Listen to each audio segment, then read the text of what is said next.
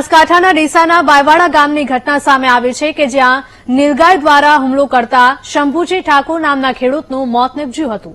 શંભુજીના અચાનક મોતથી પરિવારમાં શોકની લાગણી ફેલાઈ છે।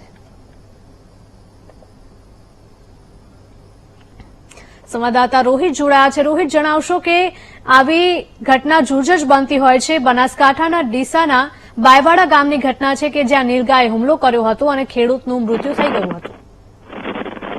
જી, ચોક્કસથી વાત કરવામાં આવે તો છેલ્લા ઘણા સમયથી રખડતા પશુઓ હોય કે પછી નીલગાયની વાત હોય, છેલ્લા ઘણા સમયથી અકસ્માતોની સંખ્યામાં સતત વધારો થઈ રહ્યો છે।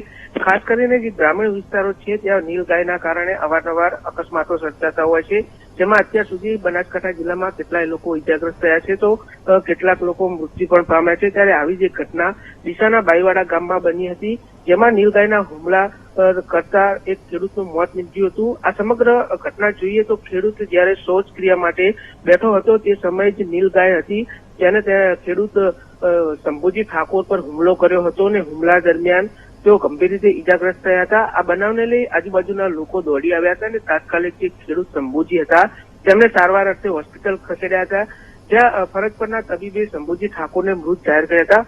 ખાસ કરીને અવારનવાર જે આવી ઘટનાઓ બને છે તેને લઈ વારંવાર જે ખેડૂતો નીલગાયના અકસ્માતનો ભોગ બની રહ્યા છે તેને લઈ હવે ખેડૂતોમાં પણ રોષ જોવા મળી રહ્યો છે। જી બિલકુલ રોહિત, આભાર।